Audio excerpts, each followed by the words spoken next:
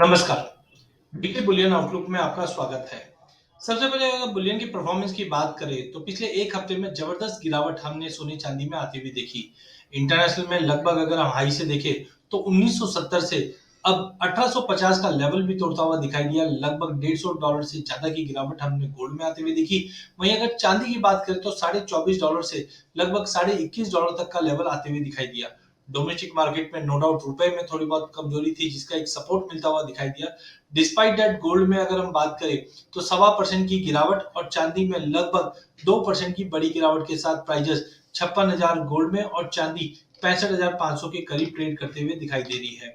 Fundamental कारण की बात करें तो सबसे पहले है डॉलर इंडेक्स, जहां पे हमने देखा डॉलर इंडेक्स के अंदर प्राइजेस में एक अच्छी खासी गेन आते हुए दिखाई दी। बिकॉज जिस ढंग से यूएस से डेटा आए हैं स्ट्रॉन्गर देन एक्सपेक्टेड, ये कहीं ना कहीं डॉलर को सपोर्ट करता हुआ दिखाई दिया और सोने और चांदी में हमने गिरावट देखा। यूएस से सीपीआई है वो मंथ ऑन मंथ थोड़ी बहुत इंप्रूव होते हुए दिखाई दे रही है।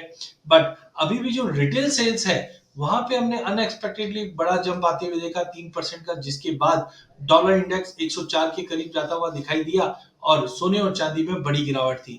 वहीं दूसरी ओर फेड चेयरमैन की स्पीच में ये बताया गया है कि आगे भी रेट ऑफ इंटरेस्ट बढ़ता हुआ दिखाई देगा, जो कहीं ना कहीं थोड़ा पेसिमिस्टिक था। वहीं दूसरी ओर अगर हमने देखा तो रशिया ने कुछ गोल्ड बेचा है बजट डेफिसिट को लेकर, ऐसी कुछ अटकलें लगाई जा रही है। साथ में तुर्की ने भी सस्पेंड किया है गोल्ड इंपोर्ट को। ये कहीं ना कहीं थोड़े बहुत नेगेटिव प्राइजेस को इम्पैक्ट कर रहे थे।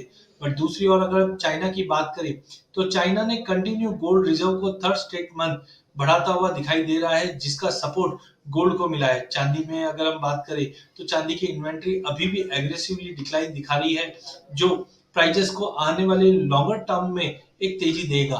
बट शॉर्ट टर्म में डेफिनेटली डॉलर में जो तेजी बनी है वो कहीं ना कहीं प्राइजेस को एक नेगेटिविटी देती है। तो अगले हफ्ते के लिए भी हमें लगता है कि गोल्ड में गिरावट का रुख रह सकता है, जो 55,500 तक का लेवल दिखा सकता है। वहीं अगर चांदी की बात करें तो 64,200 64,300 तक के लेवल हम चांदी में देख पाए। तो अगले हफ्ते के लिए ओवरऑल थोड़ा भी अगर बाउंस मिलता है तो सोने और चांदी में बिकवाली रहेगी। वहीं रुपए पर नजर रखिए, बिकॉज रुपए में हमने देखा कि प्राइसेस 83 के ऊपर नहीं जाएगी। तो रुपए में मजबूती अगर लौटती है तो डोमेस्टिक मार्केट पे सोने और चांदी पे उसका भी एक नेगेटिव असर पड़ता हुआ दिखाई देगा। तो अगले हफ्ते के लिए सोने और चांदी में बिकवाली का ही दौर कंटिन्यू रह सकता है। धन्यवाद।